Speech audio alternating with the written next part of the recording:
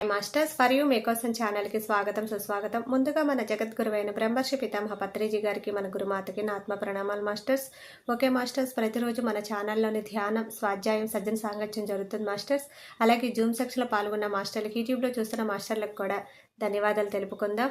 Okay masters, ఈరోజు మన ఛానల్కి సీనియర్ పెరుగుడు మాస్టర్ గారైన శ్వేత గారు మిర్యాలగూడ నుంచి వచ్చారు. మేడం గారిని సాదరంగా ఆహ్వానించుకుందాం. ఈరోజు మేడం చెప్పబోయే టాపిక్ ఇంద్రియాలు నిగ్రహించుకోవడం ఎలా. ఈ గొప్ప ఆత్మజ్ఞానం అందించడానికి మేడం గారికి వెల్కమ్ చెప్దాం మాస్టర్స్. నమస్తే madam, welcome madam. Madam, thank you. ముందుగా మనందరి గురువైన బ్రహ్మర్షి పితామహ పత్రిజీ దంపతులకు హృదయపూర్వక ధన్యవాదాలు.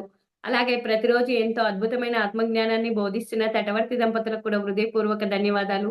నాకు ఇంత చక్కని అవకాశం ఇచ్చిన ఫర్ యూ ఛానల్ టీం అందరికి హృదయపూర్వక ధన్యవాదాలు. అలాగే ఈ జూమ్ సెక్షన్ లో వింటున్న ఆత్మబంధువులకు, యూట్యూబ్ లో వింటున్న ఆత్మబంధువులకు హృదయపూర్వక ధన్యవాదాలు. నా పేరు శ్వేత, మాది మిర్యాలగూడ. ఈ రోజు చెప్పబోయే టాపిక్ తటవర్తి రాజలక్ష్మి మేడం రాసిన బుక్ లో నుంచి ఆత్మజ్ఞానం పొందలేకపోవడానికి కారణం. ఇది రీసెంట్ గా రిలీజ్ అయిన బుక్. ఇందులో నుంచి ఒక టాపిక్ తీసుకున్నాను. ఇంద్రియ నిగ్రహం ఎందుకు ఉండాలి అంటే, ప్రతి వారు ధ్యానం చేస్తారు, శక్తి పొందుతూ ఉంటారు, శ్రవణం వల్ల జ్ఞానం పొందుతూ ఉన్నారు. కానీ జీవితంలో ఎన్నో మార్పులు తెచ్చుకుంటున్నారు. ఈ జ్ఞానం పెరిగితే కానీ ఆనందం అన్నది ఉండదు. అది తెలుసుకున్న వారికి ఈ జ్ఞానం పొందాలి అని తపన ఎక్కువగా ఉంటుంది. అంతే కదా! మనము ఈ జ్ఞానం తెలుసుకోవాలని మనకు తపన, ఆసక్తి పెరగబట్టే మనం ఈ జ్ఞానం మీద ఆసక్తి చూపిస్తున్నాం. లేకుంటే మనం ధ్యానం చేయకపోతే, మన జీవితంలో సద్గురువు రాకుంటే, ఇది చూపించే వాళ్ళమే కాదు. ఇప్పుడు అందరిలాగానే పక్కింటి విషయాలు, ఇవి ఇంటి విషయాలు అలానే ఉండేది మన లైఫ్. కానీ ధ్యాన మార్గంలోకొచ్చి ఒక ఆనందం అన్నది మనం ఎన్ని కష్టాలే ఉండని, ఎన్ని సమస్యలే ఉండని, ఎన్ని ఇబ్బందులు ఉండని, ఒక ఆనందంగా జీవిస్తున్నామా లేదా అంటే 100% ఈ విషయంలో మాత్రం ఆనందంగా ఉంటున్నాం. ఆ ఆనందం ఎలా ఉంటుంది అంటే వర్ణించలేము. ఎందుకంటే ఇప్పుడు ఒక జిలేబీ ఎలా ఉంది అంటే అందరూ చెప్తారు. దాని రుచి ఎవరు చెప్తారు? ఎవరైతే దాన్ని ఆస్వాదిస్తారో వాళ్ళే చెప్పగలుగుతారు కదా! అలా మనకు సాధన చేస్తూ ఇంద్రియ నిగ్రహణ అన్నది చాలా చాలా ఇంపార్టెంట్. ఎందుకు ఉండాలి అంటున్నారు? అంటే ఇప్పుడు మనకు ఇంద్రియాలు ఎక్కు ఎక్కువగా ఉంటుంది. తపన ఎక్కువగా ఉంటుంది. ఎందుకు? జ్ఞానం పొందాలి అని తపన ఎక్కువగా ఉంటుంది. మరి జ్ఞానం పొందాలి, సాధన కుదరాలి అంటే ఒక సాధకుడు ముఖ్యంగా ఉండు ఉండవలసింది ఇంద్రియ నిగ్రహం. అంటే ఇప్పుడు మనకు కర్మేంద్రియాలున్నాయి, జ్ఞానేంద్రియాలున్నాయి. బాహ్యంగా మనకు ఇంద్రియాలు 2 రకాల ఇంద్రియాలు. కర్మేంద్రియాలు, జ్ఞానేంద్రియాలు. అలాగే ఇవి బాహ్యేంద్రియాలంటారు. కంటికి బయట కనిపించేవన్నీ బాహ్యేంద్రియాలు. అంతరేంద్రియమైన మనసు ఉంటుంది. ఆ మనసుని కూడా నిగ్రహించాలి. ముందు కళ్ళేం చేస్తూ ఉంటాయి ఎక్కువగా, కొన్ని చూడకూడనివి చూస్తూ ఉంటాయి. ధ్యాన మార్గంలో రానప్పుడు అలా ఎలా ఉంటుంది అంటే, నా విషయం చెప్పను, ఇతరుల విషయం చెప్తాను. నేను అప్పుడు కూడా టీవీ తక్కువే చూసేది. సీరియల్లని అవ్వని తక్కువే. అప్పుడు ఏదో 1, 2 సీరియల్‌లు చూసేది. ఇప్పుడు ఆ 1, 2 కూడా చూడట్లేదు. అంటే కళ్ళు బాగా ఈ సీరియల్స్‌కి అట్రాక్ట్ కావడము, సినిమాలకి అట్రాక్ట్ కావడం, సెల్ ఫోన్ చూడడము, కాకపోతే వీడియో గేమ్ ఆడే అలవాటుండే. కానీ ధ్యానంలోకొచ్చినాక దాన్ని కంట్రోల్ చేసుకున్నా. అంటే ఇంద్రియ నిగ్రహం అంటే అన్నీ అదుపులో ఉంచుకోవాలి. ఈ కర్మేంద్రియాలు కానీ, ఈ బాహ్యేంద్రియాలు కానీ, అంతరేంద్రియమైన మనసు కూడా మనం నిగ్రహించాలి అంటే, అయితే ఇంద్రియాలు నిగ్రహం పాటిస్తారో వారు పరిపూర్ణమైన జీవితం జీవించగలరు, మోక్షాన్ని పొందగలరు. అసలు మోక్షం అంటే పొద్దున సార్ కాన్సెప్ట్ చెప్పాడు. రాఘవరావు సారు. మోక్షం అంటే విడుదల. దేని నుండి విడుదల కావాలి అంటే, ఈ దుఃఖ భూయిష్టమైన సంసారం నుండి విడుదల కావాలి అన్నాడు. అంటే సమస్యల నుండి, బాధల నుండి, కష్టాల నుండి, ఈ జనన మరణ చక్రం నుండి విడుదల కావాలి అంటే, ఇది చనిపోయిన తర్వాత వచ్చేది కాదు. మనం బతికుండగానే ఆనంద స్థితిని సంపాదించడం మోక్షం అన్నాడు. ఈ స్థితి రావాలి అంటే మోక్షం పొందాలి అని కోరిక అందరికీ ఉంటది. కానీ ఇంద్రియ నిగ్రహనే పాటించరు. జి పరిపూర్ణమైన జీవితం జీవించగలరు, మోక్షాన్ని పొందగలరు. ఈ భూమి మీద ఉండగానే ఆనంద స్థితిలో ఉండగలరు. అందుకే మహాత్ములు ముందు శిష్యులకు ఇంద్రియ నిగ్రహం ఉండాలి అని చెప్తారు. అదే పాటించమని చెప్తూ ఉంటారు. ఇంద్రియ నిగ్రహం ఉన్నవారిని ఉండాలి అని బోధిస్తూ ఉంటారు. అంటే మీ మనసు చెదరగొట్టే సంఘటనలు ఎదురుగుండా ఉన్న ఎన్ని జరిగినా చెదరకుండా ఉండాలి. ఇప్పుడు మన ఇంటి పక్కనే ఒక గొడవ అయితుందనుకో, మనం అక్కడికి వెళ్లి చూడగలుగుతున్నాము అంటే ఇంకా మనకు ఇంద్రియ నిగ్రహణ లేనట్టే. అంతే కదా! ఇప్పుడు గొడవ వెళ్లి చూస్తున్నాము అంటే మన కళ్ళు మన అదుపులో లేవు. మన మనసు మన అదుపులో లేదు. వాళ్ళు గొడవ పడుతున్నారు, మనం వెళ్తున్నాం, మనం తెలుసుకోవాలి అంటే మనకి ఇంద్రియ నిగ్రహణ రాలేదు. అంటే మీ మనసు చెదరగొట్టే సంఘటనలు ఎదురుగుండా ఎన్ని జరుగుతున్నా మార్పు లేకుండా ఉండగలగాలి. అంటే మనం ఇక్కడ పోకుండా ఉండగలిగినప్పుడు మనకి ఇంద్రియ నిగ్రహణ వచ్చినట్టు. అంతే. పక్కింటోళ్ళు గొడవ పడుతున్నారా? ఏం చేస్తున్నారా? మనకనవసరం. మనం అక్కడ వెళ్ళినాము అంటే మనకి ఇంద్రియ నిగ్రహం లేనట్టే. మనసుకు మన ఆధీనంలో లేదు. వెళ్ళిపో అంటది. మనసో వెళ్ళిపో అంటది. చెడ్డ మనసున్న మనసు ఏం చేస్తది? వెళ్ళు గొడవ చూడంటది. కానీ ఇంద్రియ నిగ్రహం మనసుని ఆధీనంలో ఉంచుకున్నవాడు ఒక ఆత్మజ్ఞాని, ఒక సాధన చేసిన వాడే ఇంద్రియాలని అదుపులో ఉంచుకుంటాడు. మనకు వెళ్ళవలసిన పని లేదనుకుంటా నేనిక్కడ పక్కన ఏ గొడవ జరిగినా, మా అమ్మాయి వాళ్ళు వెళ్తారు. వెళ్ళొద్దమ్మా తప్పు అని నేను చెప్తాను. కానీ మనము వెళ్ళొద్దు. అక్కడ వెళ్ళకుండా ఉండగలిగాము అంటే మనం కరెక్ట్‌గానే ఉన్నట్టు. ఇంద్రియ నిగ్రహంతోనే ఉంటాం. అలా కాకుండా ఎంత సాధన చేస్తూ, ఎంత జ్ఞానం పొందుతున్నా ఇంద్రియ నిగ్రహణ లేకుంటే ఎలా ఉంటుందంటే, చిల్లు కుండలో నీళ్లు తెచ్చుకున్నట్టుగా ఉంటుంది. చిల్లు కుండలో నీళ్లు ఉంటాయా? ఉండయి కదా! అంటే ఇప్పుడు మనం ఎంత సాధన చేస్తాం, ఎంతో జ్ఞానం పొందుతున్నాం. అది మనము ఇంద్రియ నిగ్రహణ లేకపోతే ఎంత నష్టపోతాము. ఇంద్రియ నిగ్రహం లేనివాడు, ఇంద్రియాలకు బానిసైన వాడు ఒక్కొక్కసారి ధ్యానం కూడా వదిలేస్తారు. అంటే అదే కదా! ధ్యానం కూడా వదిలేస్తారంటే ధ్యానం కంటే జ్ఞానం తెలుసుకున్నవాడు జ్ఞానం మీద ఆసక్తి పెంచుకుంటాడు. ఈ జ్ఞానం అన్నది మందబుద్ధులకి అర్థం కాదంట. మందబుద్ధులకు ఎందుకు అర్థం కాదు? వాళ్ళ బుద్ధి మందంగా ఎందుకుంది అంటే, వారు తీసుకున్న ఆహారం వల్ల వారి బుద్ధి మందంగా ఉంటుంది. మందబుద్ధి అంటే అంటే తమో గుణాన్ని ప్రేరేపించే ఆహారం తీసుకోవడం వల్ల వారి బుద్ధి మందంగా ఉంటుంది. అంటే తమో భోజనం అంటే చల్లారిపోయినాయి. వండి పెట్టి చల్లారిపోయినాయి. తమో భోజనం కిందకొస్తది. నిన్న వండి ఇవాళ తింటే అది తమో భోజనం కిందకి వస్తుంది. వండి చల్లారినాక ఫ్రిడ్జ్‌లో పెట్టి తెల్లారి తీసుకొని తింటే అది తమో భోజనం కిందకొస్తుంది. మన బుద్ధి ఏమవుతుంది? మంద భోజనం చేసినప్పుడు మన బుద్ధి కూడా మందగిస్తుంది. బుద్ధి పని చేయదు సరిగ్గా. ఇంద్రియ నిగ్రహాలు సరిగ్గా ఉండదు. ఎందుకు? అంటే ఆ వంటకం తిన్నాం గదా! తమో గుణాన్ని ప్రేరేపించిన వంట తిన్నాం గాబట్టి, మన బుద్ధి సరిగ్గా పనిచేయదు. మందంగా ఉంటుంది. అంటే బద్ధకంగా ఉంటుంది. అది ఇంద్రియ నిగ్రహం అంటున్నారు. ఎందుకు ఇంద్రియ నిగ్రహం ఉండాలి అంటే, ఇలాంటి భోజనం చేయకూడదు. ఇలాంటి ఆహారం వల్ల మనం సాధన చేస్తూ నష్టపోతాం. అందుకే సారు, మేడం ఎక్కువ మనకు ఆహారం మీద ఎక్కువ చెప్తారు. ఎందుకు అంటే, మనము సాధన చేస్తున్నాం. ఈ జ్ఞాన మార్గంలోకొచ్చాం. ఆధ్యాత్మిక మార్గంలోకి వచ్చి, మనం ఇంద్రియాలు పట్టులో ఉంచుకోవాలి. మన ఆధీనంలో ఇంద్రియాలుండాలి. మనం వాటి ఆధీనంలో ఉండకూడదు. అంటే చూడకూడనివి చూస్తూ, వినకూడనివి వింటూ, తినకూడనివి తింటూ, అలా మనం ఇంద్రియ నిగ్రహణ లేకుండా ఎంతసేపు ధ్యానం చేయనప్పుడు ఎలా ఉంటుంది అంటే, ఒక సినిమా చూస్తే బాగుండు, లేదంటే సెల్ చూస్తే బాగుండు, ఇలాంటి వాటికి సమయాన్ని కేటాయిస్తూ ఉంటాం. లేదంటే ఎదురింటి వాళ్ళు ఏం జరుగుతుందో చూస్తే బావుంటుంది అంటుంది. కానీ ధ్యానం చేయనప్పుడు నోరు కూడా ఎలా ఉంటుంది అంటే, అన్నీ ఏవి పడితే అవి తినాలి అనిపిస్తుంది. ఇది తినాలి, అది తినాలని అలా తినాలన్న కోరిక ఈ నోరుకు ఉండబట్టే కదా! నాన్ వెజ్ తింటారు. ఎందుకు అదేమైనా పచ్చి మాంసం తింటారా? అది రుచి ఉండదు. పచ్చి మాంసాన్ని ఎందుకు తినరు అంటే అక్కడ రుచి పచి లేదు. దాంట్లో వెజిటేరియన్ మసాలాలు వేస్తే అది రుచి వచ్చి తింటారు. రుచిని ఆపుకోలేక అది చాలా బాగుంటుంది. దాన్ని తినాలి అని ఆ కోరికతో అది తింటారు. అందుకే అది పత్రిసారి ఏం చెప్పాడు అంటే అది పాపాహారం, శవాహారం.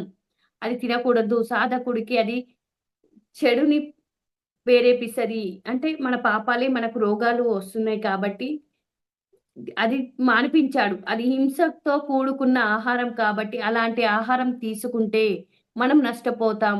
రోగాల పాలవుతాము. కాబట్టి అది తినకూడదు అని చెప్తాడు. ఇంద్రియ నిగ్రహణ లేని వారి మనసు ఎలా ఉంటుంది అంటే కళ్ళెం లేని గుర్రంలాగా ఉంటుంది. అంటే గుర్రానికి కళ్ళెం ఉంటుంది. అది వేస్తే అది అదుపులో ఉంటది. అది లేకపోతే విచ్చలవిడిగా బయట తిరుగుతూ ఉంటది. మన ఆధీనంలో ఉండదు గుర్రం అది. అంటే ఇప్పుడు మన ఇంద్రియాలు మన ఆధీనంలో ఉండాలి అంటే, మనం చూడకూడనివి చూడకూడదు, వినకూడనివి వినకూడదు, మాట్లాడకూడనివి మాట్లాడకూడదు. ఇంద్రియ నిగ్రహం రావాలి అంటే చాలా మామూలు మాట కాదు. ఎంతో సాధన చేస్తేనే ప్రతిరోజు క్రమం తప్పకుండా సాధన చేస్తూ, ఆహార నియమాలు పాటిస్తూ, స్వాధ్యాయం, సజ్జన సాంగత్యం చేస్తేనే అది మన అదుపులో ఉంటది. లేదు అంటే బయట ధ్యానం చేయకుండా ఉంటే ఇంద్రియ నిగ్రహణ ఉండదు. ఇంద్రియ నిగ్రహానికే పాటించమంటాడు ముందు ఆదిశంకరాచార్యులు వారు సాధన చతుష్టయంలో షట్‌సంపత్తిలో చెప్పాడు. ఈ సమము, దమము అంటే దమము అంటే బాహ్యేంద్రియ నిగ్రహణ, సమము అంటే అంతరేంద్రియ నిగ్రహణ. ఇవి రావాలి అంటే మనం ప్రతిరోజు క్రమం తప్పకుండా సాధన ఉంటేనే అవి మనకు అదుపులో ఉంటాయి. ఆ అదుపు లేకపోతే ఎలా పడితే అలా మాట్లాడుతది. వచ్చింది చూడు నాలుక, నోరు ఉంది చూడు, ఈ మాటలు ఏది పడితే ఆహారం ఎలా అయితే లోపటికేసామో అలా నుంచి మాటలు కూడా బయటికి వస్తూనే ఉంటాయి. ఇంద్రియ నిగ్రహణ లేకపోతే. ఎవరికైనా ఎక్కువ ప్రమాదం నోటి వల్లనే వస్తూ ఉంటుంది. ఆ నాలుక రుచి మరిగి ఇంద్రియ నిగ్రహాన్ని కోల్పోతారు. ఆహార నియమాలు పాటించరు. సాధకుడు ముఖ్యంగా ఇంద్రియ నిగ్రహం ఉండాలి. ఇది లేకపోతే వాళ్ళ సాధనలో పట్టు సాధించలేరు. ఇంద్రియ నిగ్రహం లేకపోతే పట్టు సాధించలేరన్నాడు. ఇప్పుడు చూడండి చాలా మంది సన్యాసి వేషం వేస్తారు. వాళ్ళు కూడా ఇంద్రియ నిగ్రహణ లేకపోవడం వల్ల ఏది పడితే అది తినేసి మధ్యలోనే సన్యాసి జీవితాన్ని కూడా వదిలిపెట్టేశారు. వాళ్ళు వేషం ఏస్తారు అంతే. ఆ డ్రెస్‌ని వేసుకున్నంటారు కానీ వారు జస్టు అది థియరీ ప్రాక్టికల్‌కొస్తది కానీ అది థియరీగా వచ్చింది కానీ వాళ్ళ అనుభవంలోకి రాదు. ఇంద్రియ నిగ్రహం అంటే వాళ్ళు ఎక్కడ పడితే అక్కడ తినేస్తారు. ఆ వేషం ఏసుకున్నా కూడా సన్యాసి అంటే ఆ వేషం ఏసుకొని ఏది పడితే అది తిని అన్ని రుచులు కావాలని ఆస్వాదిస్తూ ఉంటాడు. వీళ్ళకి సాధన ఉండదు. అందుకే థియరీ వచ్చింది కానీ ప్రాక్టికల్‌గా అనుభవంలోకి రాలేదు. ఇక్కడ కాషాయ వస్త్రం ధరించినంత మాత్రాన సన్యాసి అవ్వడు అంటున్నాడు. సన్యాసి అంటే సత్యాన్ని తెలుసుకొని, సత్యాన్ని ఆచరిస్తే వారు సన్యాసి అంటున్నారు. సన్యాసి అంటే కూడా సత్యంలో జీవించేవాడు, సన్యాసుల్లో సత్యాన్ని తెలుసుకున్న వాళ్ళు ఉంటారు. తెలుసుకోవాలనే ఆసక్తి సాధన చేసే వాళ్ళు ఉంటారు. కానీ నిజానికి మీరంతా కాషాయం కట్టుకొని సన్యాసులు అన్నారు. ఎందుకు అంటే మనం సత్యం తెలుసుకున్నాం. సత్యంలోనే జీవిస్తున్నాం. సత్యాన్ని ఆచరిస్తున్నాం. అంటే ఇక్కడ మనమంతరం సన్యాసులమే అంటుంది. ఈ వస్త్రం ధరించినంత మాత్రానే సన్యాసులు కాదు గదా! అంటే సత్యం తెలుసుకున్న వాళ్ళు, సత్యంలో జీవించే వాళ్ళే సన్యాసులంటున్నారు. సత్యాన్ని ఆచరణలో పెట్టుకున్న వాళ్ళు సన్యాసులు. మనం ఒక ఒక కలర్ కాషాయ వస్త్రం వేసుకున్నంత మాత్రాన సన్యాసి కాదు అంటున్నారు. వాళ్ళకి ఇంద్రియ నిగ్రహణ ఉండదు. సన్యాసి వేషం వేసుకుంటారు. ఆ బట్టలకే వారు వేసుకోవడం వల్ల అది అవమానం అంటున్నారు. అంటే ఇక్కడ ఒక ధ్యానం చేస్తున్నా కూడా మనం ఏం చేస్తాము అంటే, ఆహారం విషయంలో చాలా అశ్రద్ధ చూపిస్తాం. కానీ తటవర్తి సార్ దగ్గరికి వెళ్లి వారి జూమ్‌లో జాయిన్ అయినంక 4 సంవత్సరాల నుంచి ఆహారంలో కఠినమైన నియమాలు పాటిస్తున్నాం. అప్పుడు పురోగతి మనం సాధించామని అర్థమవుతుంది. ఆహారం ఎందుకు అంటారు? ఆహారాన్ని బట్టి వ్యవహారం అంటారు. అంటే మనం తీసుకునే ఆహారాన్ని ఎంత జాగ్రత్తగా తీసుకుంటే మన సాధన అంత బావుంటది. జ్ఞానపరంగా ఎదుగుతాం గాబట్టి వాళ్ళంతా ఆహారానికి అంత ఇంపార్టెన్స్ ఇస్తారు. ఎక్కడ పడితే అక్కడ తినరు. ఎందుకు? ఏది పడితే అది తినరు. ఇప్పుడు ఈ జ్ఞాన మార్గంలోకి వచ్చినంక అయితే ఎక్కడైనా బయట వస్తువు ఏదన్నా తినాలి అంటే ఎంతో ఆలోచించి తింటున్నాం. అందులో ఏముంటుంది? ఏమి ఉండదు? అది చూసుకొని తింటున్నాము అంటే మనకి ఇంద్రియాల మీద పట్టు వచ్చింది. గబక్కున ఏదన్నా కనిపించింది అంటే తినేసేయాలి అని అనిపియట్లేదు. అంటే మనం ఆధీనం ఎలా వస్తది? సాధన చేసినప్పుడు, జ్ఞానం పొందుతున్నప్పుడు, గురువుల సాంగత్యం చేసినప్పుడే. లేదు అంటే ఇంద్రియ నిగ్రహణ ఉండదు మనకు. ధ్యానం చేస్తాము. ధ్యానం చేసినా కూడా ఏముందిలే శాకాహార భోజనమే కదా! అని పెళ్ళిళ్ళలో తినేసేస్తాం. అక్కడ అన్ని మంచి పిండి వంటలుంటాయి. అన్నీ అద్భుతంగా ఉంటాయి. అని తినేస్తూ ఉంటాం. కానీ ఒక్కరోజు మనం కమిట్ అయ్యి తింటే మనం చేసిన అది వెల్లుల్లేసి ఉంటది. ప్రతి దాంట్లో వెల్లుల్లి వేయకుండా ఎవ్వరు వంట చెయ్యరు. శాకాహారమైన వెల్లుల్లి వేస్తారు. అక్కడ వెల్లుల్లి తిన్న ఆహారం మనం తింటే 6 నెలలు చేసిన సాధన శక్తిని కోల్పోతాం. అంటే అక్కడ పాత్ర శుద్ధి కూడా ఉండదు. మనకు పాత్ర శుద్ధి, పదార్థ శుద్ధి, భావశుద్ధి అంటారు. పదార్థ శుద్ధి ఉంటదా అంటే ఉండదు. అది శుభ్రం చేసినదే కానీ అది నాన్ వెజ్ వండిన పాత్ర ఉంటది. అది శాకాహారానికైనా అదే పాత్ర ఇస్తాడు. నాన్ వెజ్‌కైనా అదే పాత్ర ఇస్తాడు కాబట్టి అక్కడ మనం ఫంక్షన్‌లలో, పార్టీలలో మనము భోజనం చెయ్యకూడదు. ఎందుకు అంటే మన శక్తిని కోల్పోతాం అక్కడ. అది శాకాహారమైనా సరే పాత్ర శుద్ధి ఉండదు కాబట్టి మనం శక్తిని కోల్పోతాం. శక్తిని కోల్పోయే పనులు చేసుకోవద్దు. ఎందుకంటాడు పత్రి సారు, ఇంగువ డబ్బాల ఇప్పుడు ఎంట్రిన డబ్బాను పంట పొలాలకు కొట్టిన తర్వాత అది వాడతామా అంటే వాడము. ఎందుకంటే ఆ ఎనర్జీ అందులో ఉంటుంది అంటాడు. అలాగే ఇంగువ డబ్బులో కూడా మనం ఏదన్నా పోసి పెడతామంటే పోయం. ఎందుకంటే ఏది తీసినా ఇంగువనే వస్తది. అలాగే ఒక నిమ్మకాయలు ఊరేసిన డబ్బాలో కానీ, అల్లం పేస్ట్ పెట్టిన దాంట్లో కూడా ఏ పదార్థాలు పెట్టం. చూడండి అది మనం గమనించుకోవచ్చు. ఎందుకు అంటే ఆ పాత్రలో ఆ ఎనర్జీ ఉంటుంది. ఏది పెట్టినా ఆ పదార్థం అదే స్మెల్ వస్తుంటది. అందుకే నాన్ వెజ్ పాత్రలో కూడా శాకాహారమైన బంగాళదుంప వండిన తినకూడదు అని పత్రి సార్ చెప్పాడు. అంటే మనకు ఇంద్రియ నిగ్రహణ ఉండాలి. మనం ఫంక్షన్‌కి వెళ్ళినప్పుడు రుచి కోసము ఈ నాలుక రుచి కోసం వెళ్లి గబగబా తినేయకూడదు. చాలా ఆలోచించాలి. జ్ఞానపరంగా మనం ఎదగాలి. ఇంద్రియ నిగ్రహం ఉంటేనే ఎదగగలుగుతాం. సాధనలో పురోగతి సాధించాలి. జ్ఞానపరంగా ఎదగాలి అంటే ఇంద్రియ నిగ్రహం చాలా చాలా అవసరం. ఎందుకు అంటే అంత జ్ఞానం అది ఇప్పుడు చూడండి, ఒక తాబేలుని తీసుకుందాం. తాబేలు ఏం చేస్తది? తన అవసరానికి తన అవయవాలను ఉపయోగిస్తది. తర్వాత ఏం చేస్తది? తన అవయవాలనన్నీ ముడుచుకుంటది. ఎందుకు ముడుచుకుంటుంది? అది నీటిలో బతికే శక్తి సంపాదించుకుంది. భూమి మీద బతికే శక్తి సంపాదించుకుంది. అది ఇంద్రియాలని తన అవసర నిమిత్తంగా వాడుకోవడం బట్టి 2 విధాలుగా జీవించే శక్తిని అది సంపాదించుకొని 400 సంవత్సరాలు జీవించగలుగుతుంది. అంటే ఇంద్రియ నిగ్రహం ఉండడం వల్ల మనం ఎంత లాభం పొందుతాము అంటే ఒక తాబేలుని చూసి అక్కడ మనం నేర్చుకోవాలి. అది తన అవయవాల అవసరం లేకుంటే తన్ని మొత్తం షెల్‌లోకే పెట్టేసుకుంటది. తన తల, కాళ్ళు అన్నీ లోపల పెట్టి ఒక రాయిలాగా ఉంటుంది. అంటే అది అవసరం నిమిత్తంగా మనమేమో అనవసరంగా అన్నీ చూడకూడనివి చూసేస్తాం. మాట్లాడకూడనివి మాట్లాడేస్తాం. ఏవి పడితే అది ఆహారంగా ఏసేస్తాము. వినకూడనివి వింటూ ఉంటాం. అలా విన్నప్పుడు మనకు ఇంద్రియ నిగ్రహం ఎక్కడుంటది? ఉండదు కదా! అంటే ఇంద్రియ నిగ్రహం సాధకునికి ఎంత ఇంపార్టెంటో ముందు సద్గురువులు అదే బోధిస్తారంటుంది. ఇంద్రియ నిగ్రహం ఉండాలి. అలా ఇంద్రియ నిగ్రహం ఉండబట్టే తాబేలు 400 సంవత్సరాలు బతకగలుగుతుంది. నీటిలోనైనా జీవించగలుగుతుంది. బయటైనా జీవించగలిగే శక్తి సంపాదించింది. అంటే మనం కూడా మన అవసరం నిమిత్తంగానే మన ఇంద్రియాలను ఉపయోగించాలి. అవసరం లేకుంటే ఏమంటాడు సారు? ఏది అవసరం లేకుంటే ధ్యానం చేసుకొనైనా కూర్చోండి. ఏంటి ఈ పక్కింటి వాళ్ళతోని, ఆ ఇంటి వాళ్ళతోని మనము ఏది పడితే అది మాట్లాడి మన శక్తిని వృధా చేసుకోకండి అంటాడు. మన వాక్ శక్తిని చాలా జాగ్రత్తగా ఉంచుకోవాలంటాడు. మన నాలుకని అదుపులో పెట్టుకోవాలి అంటే.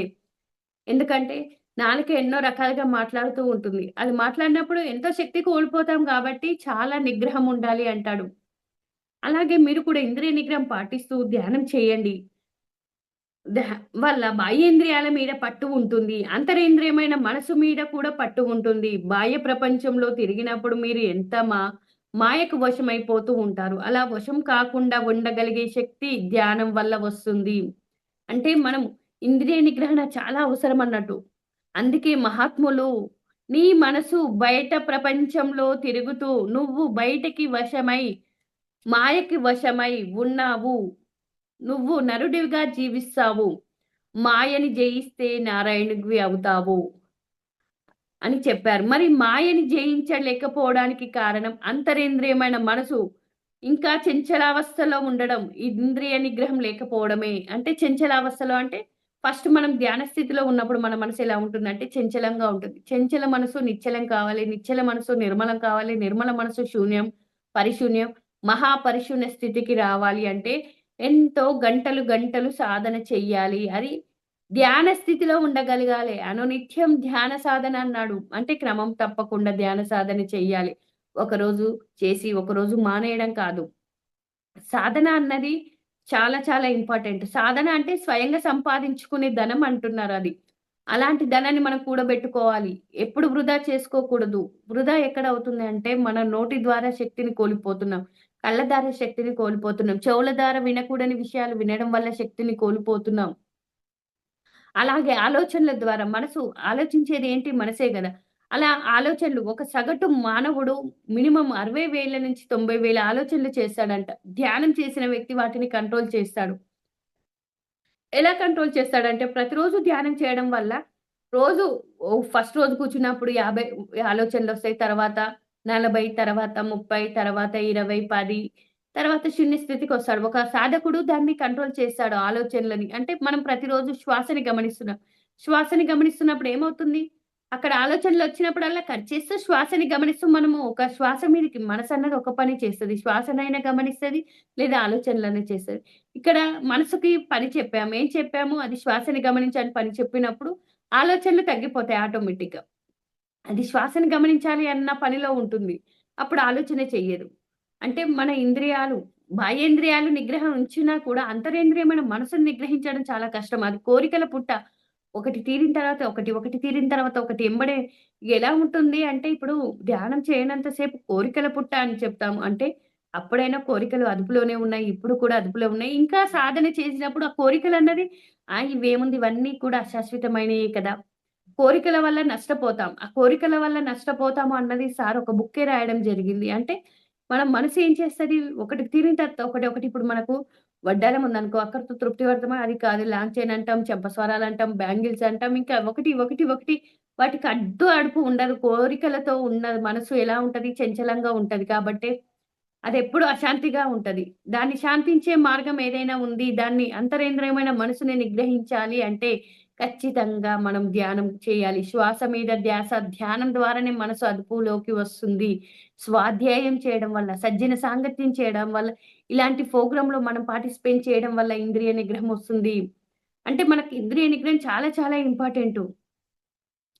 ఇప్పుడు మీలో ఒక్కొక్కరికి ఒక రకమైన ఇష్టం ఉంటుంది. కానీ సాధన చేస్తూ పెద్దలు చెప్పిన మాటలు, గురువులు చెప్పిన మాటలు, గొప్పవారు చెప్పిన మాటలు రోజు వినడం వల్ల ప్రతి విషయం, ప్రతి నిమిషం ఇది అవసరమా? కాదా? అని విచారణ చేసుకోగలుగుతున్నారు. నిత్య, అనిత్య వస్తు వివేకం ఉండడం వల్ల కళ్ళతో చూసినవి కావాలని అనిపిస్తున్న వెంటనే వివేకం వల్ల అక్కరలేదు వాటిని నేనెందుకు తాపత్రయపడాలి నిగ్రహించుకుంటున్నారు.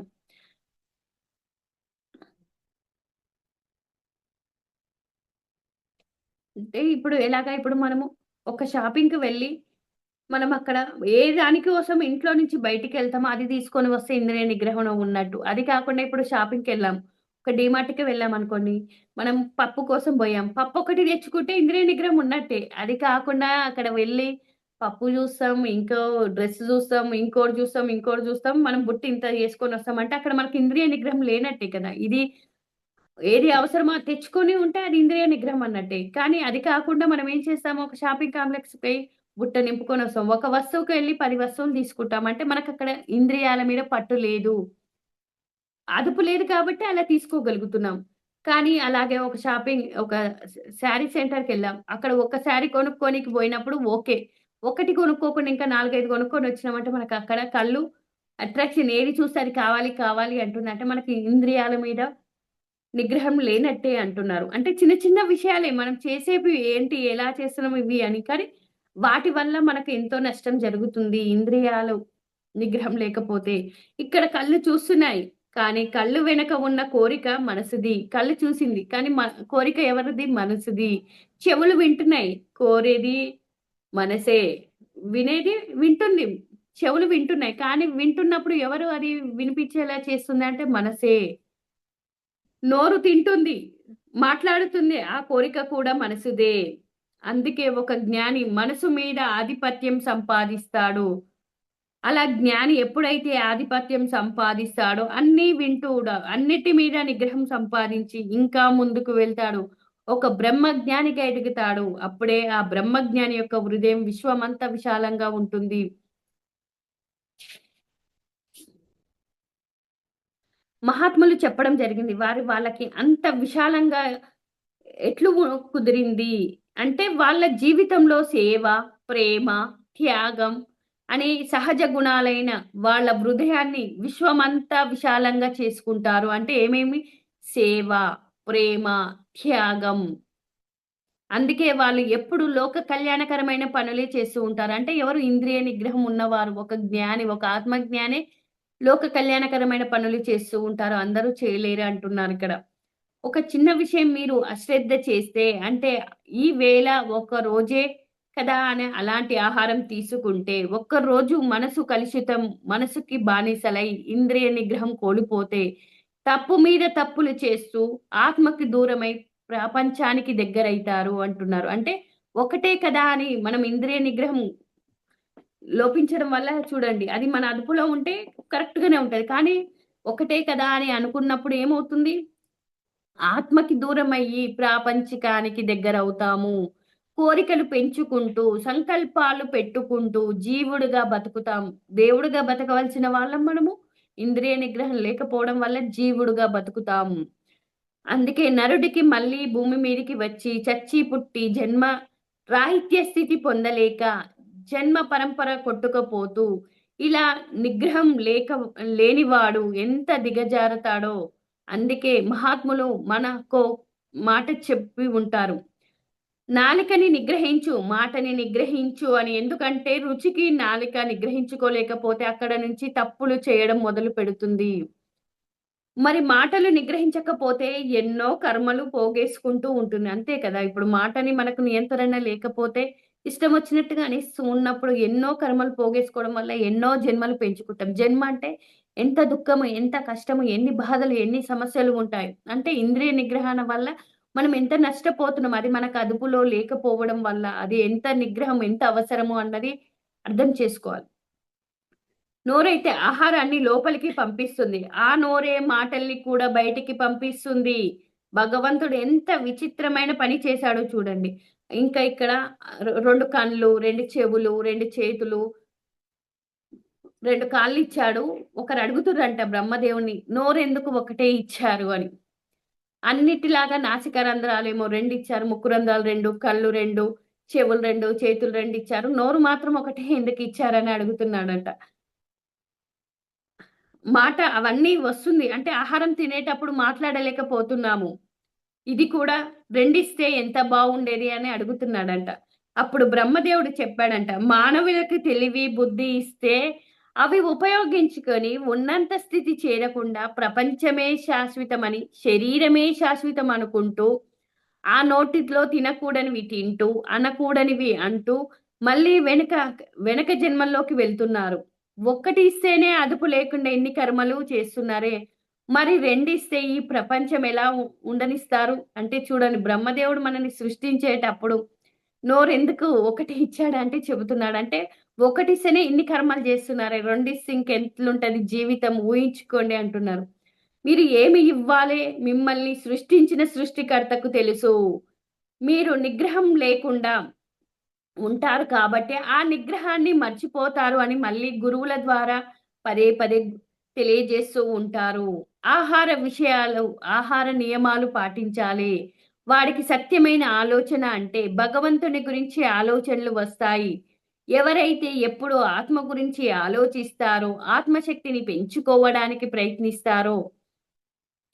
ప్రయత్నం చేస్తారో వాళ్ళకి సత్పురుషులు అంటారు. ఒక పూర్ణ జ్ఞాని ఎట్లు అవుతాడు అంటే ముందు ఆహార నియమాలు పాటిస్తూ, తర్వాత మనసుని నిగ్రహించుకొని, తర్వాత ఇంద్రియాలను నిగ్రహించుకోవడం వల్ల సత్యమైన ఆలోచనలు చేస్తాడు. వనలు కలిగి ఉంటాడు. సత్యవాక్కులే మాట్లాడతాడు. అంటే ఇంద్రియ నిగ్రహం ఉన్నవాడు సద్భావన చేస్తాడు. మంచి భావనలుంటాయి, మంచి ఆలోచనలుంటాయి. అలాగే సత్యవాక్కులే మాట్లాడతాడు. అంటే మనం ఇప్పుడు ఒక అబద్ధం ఆడినా ఒక జన్మ పెంచుకున్న వాళ్ళం అవుతాము అన్నది అర్థమవుతుంది. మనకి ఇంతకుముందు అబద్ధాలు ఆడలే, ఇప్పుడు ఆడినామా, ఇప్పుడు అర్థమైపోతుంది ఎంబడే ఇది అబద్ధమే, ఇది తప్పు చెప్పాము, దీని వల్ల నేను ఒక జన్మని అనవసరంగా పెంచుకున్నానే అన్న అవగాహన మనకు కలుగుతుంది. అంటే అబద్ధాలు ఆడితే జన్మ పెరుగుతుంది. మనం అబద్ధాలు ఆడే వాళ్ళ జన్మలు పెరుగుతున్నాయనే అనుకోవాలి. వాళ్ళని చూసి మనం జాలి పడాలి. ఏంటి వీళ్ళు ఎన్ని అబద్ధాలు ఆడుతున్నారు, వాళ్ళు ఎన్ని జన్మలు పెంచుకుంటున్నారు. అంటే మనం ఇక్కడ సత్యవాక్కులే మాట్లాడాలి అంటున్నారు. అంటే సత్యం. అంటే భగవంతుని గురించి మాటలే మాట్లాడాలి. అసత్యపు మాటలు మాట్లాడుతూ ఉంటే జన్మలు పెంచుకున్న వాళ్ళమైతాం. మనము జన్మలు తగ్గించుకోనికి వచ్చాము ఈ భూమి మీదకి. జన్మలు పెంచుకుంటున్నాము అంటే కర్మలెక్కువ చేస్తున్నట్టే. కర్మలు చేసేదెక్కువ అంటే నోటి ద్వారా, చేతల ద్వారా ఎక్కువ కర్మలు చేసుకుంటామంటారు. ఆలోచన భగవంతుడి వైపు ఉంచి, ప్రతీదీ ఆచరిస్తూ శిష్యుల చేత ఆచరింప చేసేవాడే ఆచార్యుడు. ఆచార్యుడు అంటే యాచించి, ఆచరించి 10 మంది చేత ఆచరింప చేసేవాడే ఆచార్యుడు. పత్రి సారు ఆయన ఆచరించినయి మనకు చెప్పాడు. అది తూచా తప్పకుండా వాళ్ళు పత్రి సార్ దగ్గర తటవర్తి దంపతులు ఏదైతే ఆచరించారో, యాచించి ఆచరించారో అదే మా చేత ఆచరింప చేయిస్తున్నారు. నాన్ వెజ్ ఉన్న దగ్గర పచ్చి మంచినీళ్ళు కూడా ముట్టుకోవద్దంటారు. ఎందుకు అంటే, అక్కడ పస్తునైనా ఉండు. కానీ అక్కడ ఏది తీసుకోవద్దు. ఆ ఎనర్జీతో ఉన్న ఫుడ్ తీసుకుంటే మన సాధన కుదరదు. ఎంతో నష్టపోతామంటారు. ఇంద్రియ నిగ్రహం ఉంటే మనం అన్నీ పాటిస్తాం. మేము ఈ మధ్య ఆగస్ట్‌లో తిరుపతికి వెళ్ళాం. అక్కడ అందరూ ఎగ్గుంది.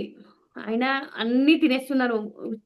ఏంటి అక్కడ ఎగ్గున్నా గూడా టిఫిన్‌లు చేసేస్తున్నారు. కానీ నాకక్కడ ఏమి తీసుకోబుద్ధి గాలే. టీ వేరేగుంది. వేరే కోటు అది అక్కడ ఒక టీ మాత్రం నేను తీసుకున్నాను. అంటే మనం తీసుకోవాలి, తీసుకోము అనుకోని నిశ్చయించుకున్నాక ఎవరు ఎన్ని చెప్పినా అక్కడ మనము పెళ్ళికి పోయినప్పుడు అన్నారు, "తినకుండా ఎలా ఉంటావు? ఏంటి? ఏమైతుంది తింటే?" అంటే ఆ రోజు ఎగ్ వాడలేదంట. కానీ ముందు రోజు వాడిండు గదా! ఆ రోజు వాడలేదు. ముందు రోజు వాడిండుగా మనకెందుకు? అక్కడ ఎగ్గు కనిపిచ్చింది. నేను అసలు ముట్టుకోనన్నా. "ఎందుకిక్కడ తెచ్చి ఆపారు ఎగ్గున్న దగ్గర" అని అన్నాను. అంటే మనం ఇంద్రియాల నిగ్రహణ మనం ఉంచుకున్న బట్టే మనం సాధన చేసినా కొద్దీ ఆ శక్తి వస్తది. అది ఊరికనే వస్తదా అంటే రాదు. మనం ఎంతో సాధన చేసి ఉండాలి. జ్ఞానం పొంది ఉండాలి. గురువుల సాంగత్యం చేయాలి. వారి మాటని తూచా తప్పకుండా మనం ఆచరించగలుగుతాము అనే అర్థమవుతుంది. ఊకనే ఎవరు పడితే వాళ్ళు అక్కడ ఇంద్రియ నిగ్రహం పాటించరు. అది సాధన తీవ్రాతి తీవ్రం. గంటలు, గంటలు ధ్యాన స్థితిలో ఉన్న వాళ్ళే చేయగలుగుతారు. అది సహజత్వం అయిపోతది వారికి. ఇంద్రియ నిగ్రహం ఇచ్చుకోవడం. ఏది చూసినా చూడనినట్టుగానే ఉంటారు. ఏది అన్నా పట్టించుకోని స్థితికి ఎదగాలి అంటే మనం ఎంతో సాధన చేసి ఉండాలి. ఆలోచనలు భగవంతుడి వైపు ఉంచి ప్రతిదీ ఆచరిస్తూ శిష్యుల చేత ఆచరింప చేసేవాడే ఆచార్యుడు అంటారు. సత్యంలో జీవించేవారు ఎప్పుడూ కూడా ఆత్మని ఉన్న స్థితి నుంచి ఉన్నంత స్థితికి చేరుక వెళ్ళే ఆలోచనలే, పనులే చేస్తారు. వాళ్ళ నోటి నుండి వచ్చే వారి నోటి వెంట అసత్యపు వస్తే మళ్ళీ కర్మ పోగేసుకొని, మళ్ళీ జన్మ వచ్చి మాయకు వశమై ప్రపంచంలో పడిపోతారు. వాళ్ళకి తెలుసు కాబట్టి వాళ్ళు నోటి వెంట ఎప్పుడు సత్యవాక్కులే వస్తాయి. వీళ్ళెప్పుడూ లోక కళ్యాణకరమైన పనులే చేస్తూ ఉంటారు. చూడండి మన పత్రి సార్‌ని, తటవర్తి దంపతుల్ని చూస్తేవి వాళ్ళు ఎప్పుడు సత్యవాక్కులే వసేవారు. పత్రి సారు నోటి నుంచి ఒక్కటి కూడా అసత్యపు వాక్యం రాలేదని చెప్పవచ్చు. ఎప్పుడు సత్యవాక్యాలే వస్తాయి. ఏమంటాడు పత్రి సారు, "నీ మాట నీకైనా ఉపయోగపడాలి, లేదా నీ పక్క వారికైనా ఉపయోగపడాలి. ఉపయోగపడని మాటలు ఒక్కటి కూడా నీ నోటి వెంట రాకూడదు" అంటాడు. అంటే మనం వస్తున్నాయి అంటే మనకింకా అజ్ఞానంలో ఉన్నట్టే. అసత్య వాక్కులొస్తున్నాయి అంటే మనం ఇంకా సాధన సరిగ్గా చెయ్యనట్టే. ఇంద్రియాల మీద నిగ్రహణం లేనట్టే. అంటే మనం ఇప్పుడు 3 గంటలు ధ్యానం చేయాలని కూర్చున్నాం. 3 గంటలు కూర్చోగలగాలి. అది ఇంద్రియ నిగ్రహం అంటారు. అంటే 3 గంటలు కూర్చున్నా అందులో మనం యూరిన్ కని బాత్రూమ్ కని లెవ్వకూడదు. అక్కడ ఇంద్రియ నిగ్రహం ఉంటే మనం ఉండగలుగుతాము. ఇప్పుడు మనం ఉన్నాము అంటే ఇంద్రియ నిగ్రహం మనం నిగ్రహించుకున్నాము అంటే 3 గంటలు లేవకుండా నేను ధ్యానంలో కూర్చోవాలి. ఏది వచ్చినా, ఏం జరిగినా లెవ్వకూడదు అన్న స్థితికి రావాలి. వివేకానందుడిని చూసి మనం ఆదర్శంగా తీసుకోవచ్చు. ఆయన ధ్యానం చేస్తున్నప్పుడు ఆయన మీద దోమలు విపరీతంగా ఒక దుప్పటిలాగా కుడుతున్నాయంట. కానీ ధ్యాన స్థితిలో నుంచి లెవ్వలేదు. అంటే ఆయన ఇంద్రియ నిగ్రహం ఉంది కాబట్టి ఏవి జరుగుతున్నా చెలించకుండా ఉండగలిగాడు. ఇంకొకప్పుడు తను ధ్యానం చేస్తున్నప్పుడు పామొచ్చినా కూడా చెలించలేదంట. అలానే ధ్యానం చేస్తూ కూర్చున్నాడు.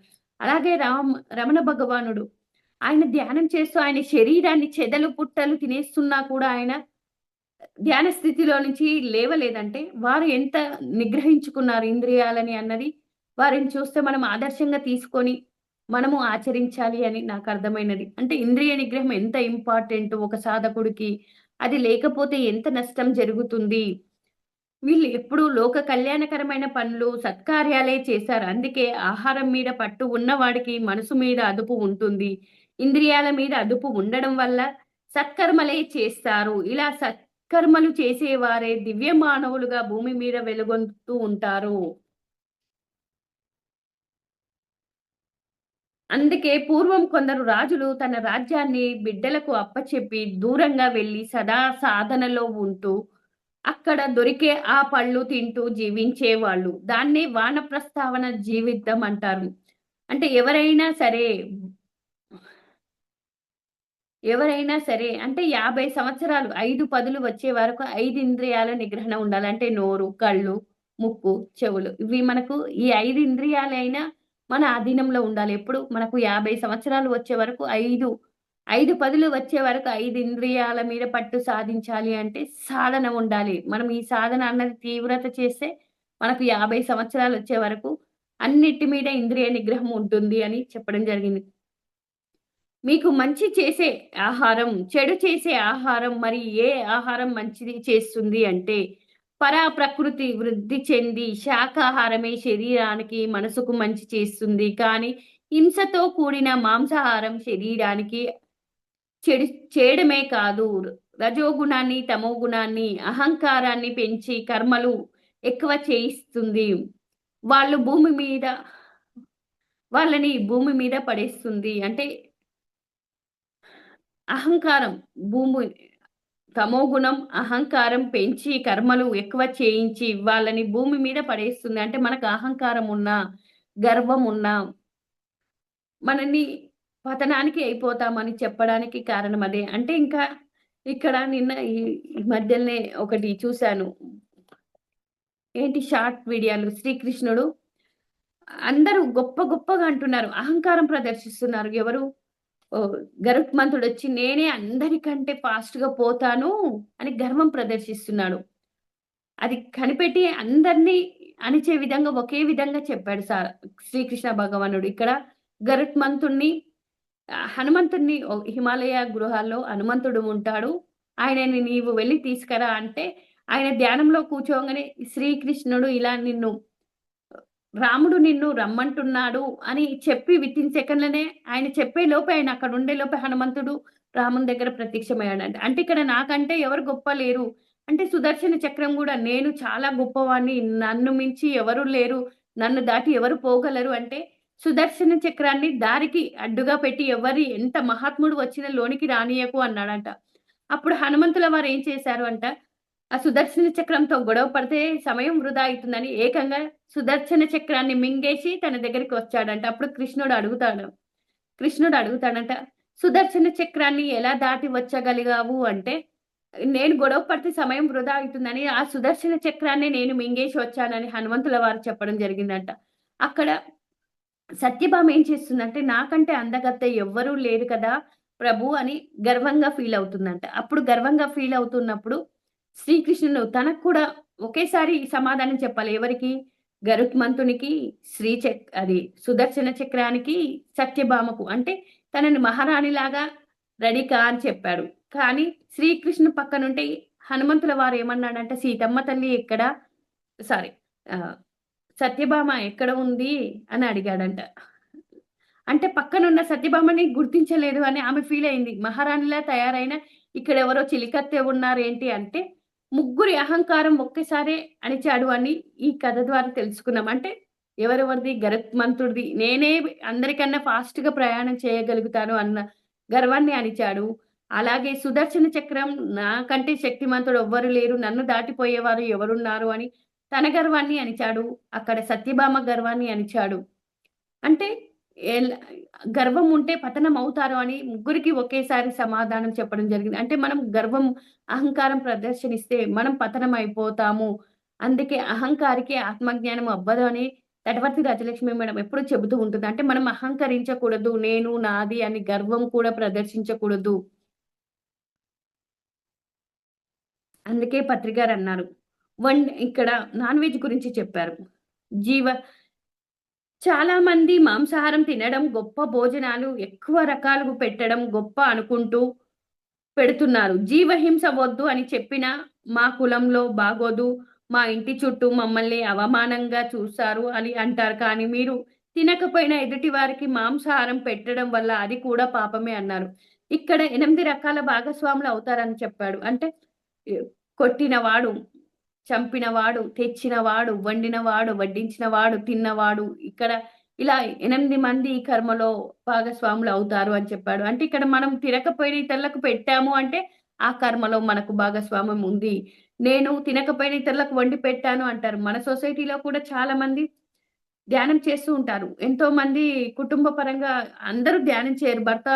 భయంతోని భర్తకు వండి పెడుతూ ఉంటారు. కొడుకులకు వండి పెడుతూ ఉంటారు. ఇలా వండి పెట్టడమే అనుకుంటారు. మేము తినట్లేదు కదా! అంటారు. అంటే మనం తినకపోయినా ఇతరులకు పెడుతున్నామంటే అది కూడా కర్మే కదా! అని చెప్తున్నాడు.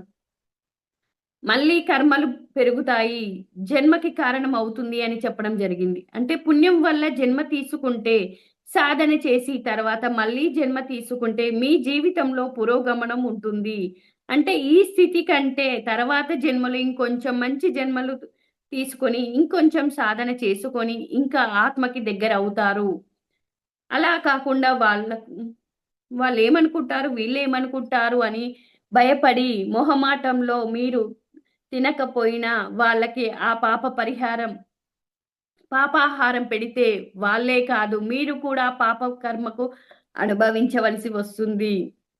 అప్పుడు ఆ కర్మ వల్ల జన్మ తీసుకుంటారు. సాధన అన్నది మళ్ళీ మీకు తెలుస్తుంది. లేదో తెలియదు. మాయకి వశమైన నరుడికి ఉంటారు. లేదా మాయని జయించి నారాయణుగా మిగిలిపోతారా అన్నది మీరు మీ జీవించే విధానాన్ని బట్టి ఉంటుంది. సాధన వల్ల తప్పులు, ఒప్పులు తెలుస్తాయి. తప్పుని తెలిసి కూడా తప్పు చేస్తే మరి శిక్ష తప్పదు. దానికి సిద్ధం అవ్వాలి. మరి మీరాబాయి భర్త వద్దన్నా సరే కృష్ణుడిని ఆరాధించింది. ఆ ధ్యానంలో ఉండిపోయిందావిడ. అంతటి ధైర్యం రావాలి. ఎక్కడ బంధం వల్ల ఆ బంధం పోతుందేమోనని ఆ బాధలో సత్యాన్ని తెలుసుకొని కూడా నిర్భయంగా సత్యంలో జీవించలేకపోతున్నారు అంటే ఇంద్రియ నిగ్రహం లేకపోవడం వల్ల. అంటే మనసుకు బానిసవుతున్నారు. అందుకే రమణ భగవానుడు, శంకరాచార్యుల వారు వీరు చేసే ప్రతి పని విచారణ చేసుకోండి అన్నారు. ఈరోజు ఈ పని చేశాను, తప్పు చేశానా, ఒప్పు చేశానా, ప్రపంచం వైపు రావడానికి కావలసిన కర్మ చేశానా, లేదా పరమాత్మ వైపు వెళ్ళడానికి కర్మ చేశానా, ఎంత ఇంద్రియ నిగ్రహం పాటిస్తున్నాను అన్నది మీకు మీరు విచారణ చేసుకుంటే తెలుస్తుంది. సాధనకి, జ్ఞానానికి తొలిమెట్టు ఇంద్రియ నిగ్రహమే. ఇంకా చూసుకుంటే ఆహారం సరిగ్గా తిన్న రోజు సరియైన మనసు, సరియైన ఆలోచనలతో సరియైన జీవితం జీవిస్తారు. అంటే ఇంద్రియ నిగ్రహం ఎంత అవసరం చూడండి. మనం ఆ ఇంద్రియ నిగ్రహణ చేసి మన అదుపులో ఉంటేనే సాధన చేసి, స్వాధ్యాయం చేసి, సజ్జన సాంగత్యం చేస్తేనే అది మన అదుపులో ఉంటది. లేకుంటే ఇప్పుడు ధ్యానం చేయని వారికి ఇంద్రియ నిగ్రహం అంటే కూడా తెలియదంటే మనకున్న ఈ బాహ్యేంద్రియాలు, అంతరేంద్రియం బాహ్యేంద్రియాలు 10 ఉంటాయి. అంతరేంద్రియమైన మనసు ఒకటి ఉంటుంది. మొత్తం 11. వీటి ఇంద్రియ నిగ్రహం ఉండాలి అంటే ఖచ్చితంగా ఎవరైనా చేయవలసింది శ్వాస మీద ధ్యాస, ధ్యానం గంటలు గంటలు ధ్యాన స్థితిలో ఉండగలగాలి. అలాగే ఆహార నియమాలు ఖచ్చితంగా పాటించాలి. మనం స్వాధ్యాయం, సజ్జన సాంగత్యం ఈ మార్గంలో సేవ చేస్తే ఖచ్చితంగా మనం ఇంద్రియ నిగ్రహం పాటిస్తాం. అది మనకుండాలి. ఏది చూసినా చలించని స్థితికి రావాలి అంటే సాధనను బట్టి ఏదైనా సాధిస్తాం తప్ప, సాధన లేకపోతే అంతా వేదనే అన్నది అర్థమైంది. ఇది చాలా ఇంపార్టెంట్ అయిన సబ్జెక్ట్. ప్రతి సాధకుడికి ఇంద్రియ నిగ్రహం ఎందుకు ఉండాలి అంటే, మనం సాధనలో పురోగతి సాధించడానికి. అలాగే ఒక తాబేలు ఎలా అయితే తన ఇంద్రియాలు నిగ్రహంలో పెట్టుకొని, తన అవసర నిమిత్తంగా అవయవాలను వాడుకొని 400 సంవత్సరాలు ఎలా జీవించిందో, అంటే నీటిలో జీవించగలిగింది, బయట జీవించగలిగింది అంటే ఆ శక్తి సంపాదించింది. అంటే అనవసరంగా ఎలాంటి ఇంద్రియాలను బయట ఉపయోగించాలి, అవసర నిమిత్తంగా ఉపయోగించాలి. అంటే దీన్ని బట్టి మనం అర్థం చేసుకోవాల్సింది ఏంటి అంటే, మనకు కూడా మనకున్న కర్మేంద్రియాలు, జ్ఞానేంద్రియాలు, మనసు మన ఆధీనంలో ఉండాలి అంటే ఖచ్చితంగా మనం ఆహార నియమాలు పాటించాలి. సరియైన ధ్యానం చేయాలి అని నాకర్థమైంది. ఇంత చక్కని అవకాశం ఇచ్చిన ఫర్ యూ ఛానల్ టీమ్ అందరికి హృదయపూర్వక ధన్యవాదాలు. అలాగే పత్రిజీ దంపతులకు హృదయపూర్వక ధన్యవాదాలు. ఇంత అద్భుతమైన ఆత్మజ్ఞానాన్ని బోధిస్తున్న తటవర్తి దంపతులకు కూడా హృదయపూర్వక ధన్యవాదాలు. అలాగే జూమ్ సెక్షన్‌లో వింటున్న ఆత్మ బంధువులకి, యూట్యూబ్‌లో వింటున్న ఆత్మ బంధువులకు హృదయపూర్వక ధన్యవాదాలు. Thank you madam. Thank you. Thank you madam. Thank you so much madam. For you మీకోసం మన ఛానల్కి వచ్చి ఎంతో గొప్ప ఆత్మజ్ఞానం అందించిన మాస్టర్లందరికీ, శ్వేత గారికి, సుధా గారికి ధన్యవాదాలు తెలుపుకుందాం మాస్టర్స్. అలాగే మాస్టర్స్ ప్రతినిత్యం ఎరుకతోటి ధ్యానం, స్వాధ్యాయం, సజ్జన సాంగత్యం చేద్దాం మాస్టర్స్. అందరి చేత చేయిద్దాం మాస్టర్స్. వైజాగ్కి మెగా పిరమిడ్ రావాలని పరమ గురుల కోరిక, పత్రి గారి కోరిక, పత్రి మేడం కోరిక. మనమందరం సంకల్ప ధ్యానం చేసి వైజాగ్కి మెగా పిరమిడ్ వచ్చేలా చేద్దాం masters. Thank you masters. Thank you.